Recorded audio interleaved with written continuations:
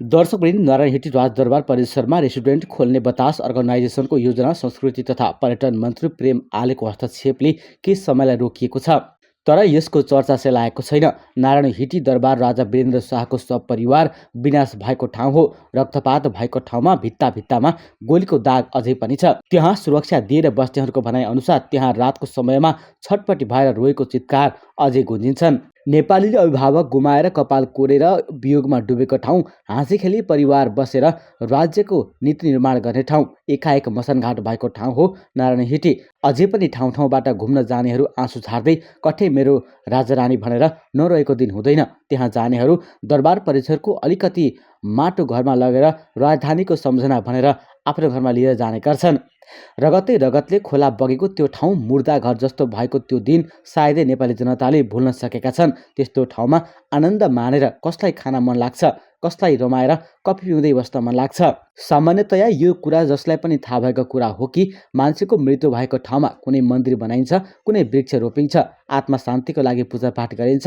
कुनै पनि धर्मले यो भन्दैन कि मान्छे मरेको ठाउँमा गएर खाऊ, रमाऊ, रमाइलो गर्ने थलो बनाऊ भनेर। न त कुनै नैतिकताको शिक्षा लिन सिकाउँछ यस्तो कुरा। तर पैसा र कमिसनको नाममा आज केही बिचौलियाहरू यतिसम्म गिरिसकेका छन् कि गर्न हुन्छ, गर्न हुन्न, धर्म के हो, पाप के हो, सबै बिर्सिसके।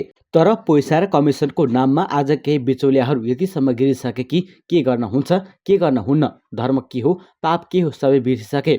मानवता के हो, देशको इतिहास के हो, सबै नैतिकता बेचेर खाइसके। अरू देशमा यस्तो संरक्षण गरेर सुरक्षाका साथ राखिन्छ। आफ्नो इतिहास भनेर विश्वलाई चिनाइन्छ।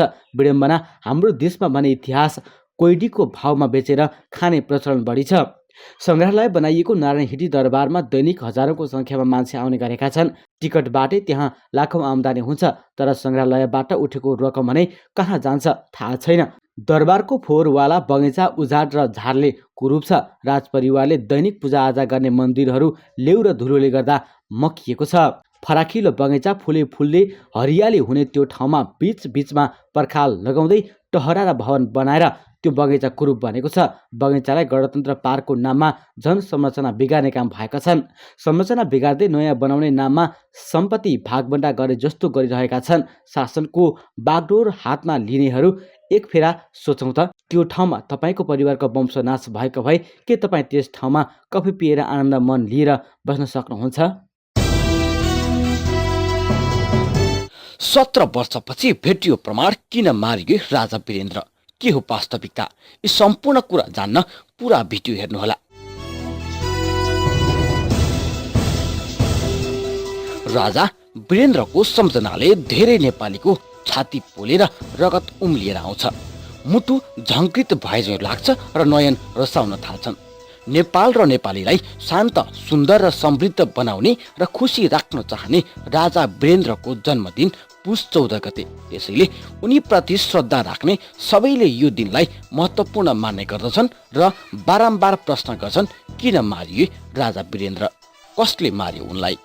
राजा वीरेन्द्रको व्यक्तित्वबारे एउटा लेखमा संक्षिप्त चर्चा गर्न सकिएला, तर सम्पूर्ण योगदान र बहुआयामिक पक्षबारे थोरै शब्दमा शब्द चित्रण गर्न सम्भव छैन। 2002 पौष 14 गते तत्कालीन युवराज महेन्द्र तथा युवरागी इन्द्रराज्य देवी शाहका ज्येष्ठ सुपुत्रका रूपमा नारायण हिटी राजदरबारमा जन्मिएका वीरेन्द्रले प्रारम्भिक शिक्षा भारतको दार्जिलिङमा अध्ययन गरेका थिए भने 2016 सालमा ब्रिटेनको एक प्रतिष्ठित कलेजमा भर्ना भएका थिए। ब्रिटेनमा केही वर्ष पढेपछि 2024 सालमा उनी टोकियो विश्वविद्यालयमा भर्ना भए। त्यसपछि उनी हार्वर्ड विश्वविद्यालयमा पढ्न थाले। विश्व प्रसिद्ध प्राध्यापकद्वारा प्राप्त ज्ञानले उनको जीवनमा ठूलो प्रभाव पारेको देखिन्छ।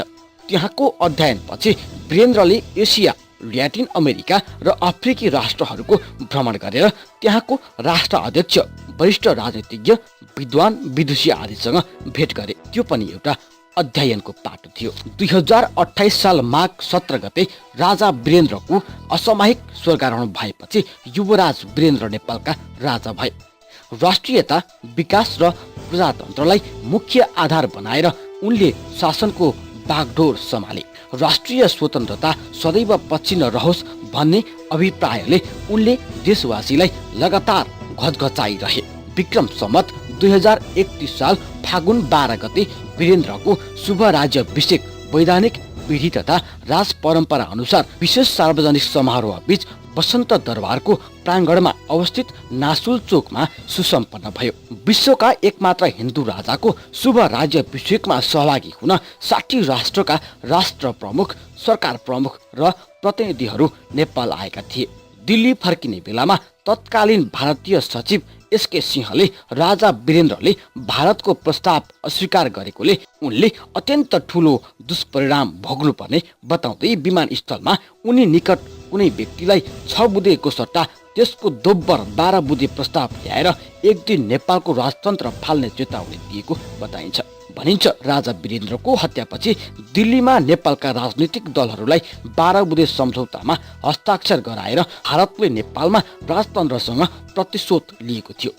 2045 सालमा राजा वीरेन्द्रले झन्डै 20 जना वामपन्थीहरू राष्ट्रियतालाई सहयोग गर्ने शर्तमा कारावास मुक्त गराइदिएका थिए। तर उनीहरूमध्ये कयौंले महाकाली सन्धि लगायत कतिपय भारतीय स्वार्थको पक्ष लिएर आफ्नो सक्कली अनुहार देखाएका थिए।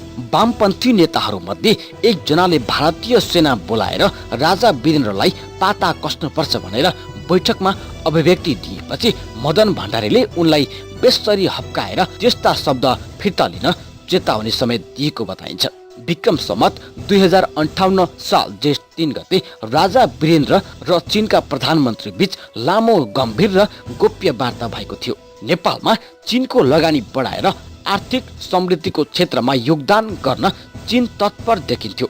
राजा वीरेन्द्रको बारेमा राम्ररी अध्ययन गरेका वरिष्ठ अधिवक्ता र कतिपय पुराना कूटनीतिज्ञले भारत तथा पश्चिमी राष्ट्रहरूको नचाहिँदो हस्तक्षेपबाट नेपाललाई मुक्त गराउन राजा वीरेन्द्रले सुरु गरेको प्रयत्नसँगै उनको हत्याको प्रमुख कारण हुन सक्ने विश्लेषण गरेका छन्। हिमाली जिल्लाहरूको धर्म, संस्कृति र जनजीवनबारे अमेरिकी सहयोगमा नेपालमा सञ्चालित खम्पा विद्रोह दबाउन राजा वीरेन्द्रले खेलेको भूमिकाबाट चीन निकै प्रभावित भएको बताएका थिए। 2053 साल राजा वीरेन्द्र चीन भ्रमणमा गएको बेला नेपालमा ठूलो आर्थिक लगानी गर्न चीनले चासो देखाएको थियो भने नेपाल र चीनबारे विकसित हुँदै गएको नयाँ आयामप्रति भारत र पश्चिमा राष्ट्रहरूले निकै सशंकित भएको पाइन्छ।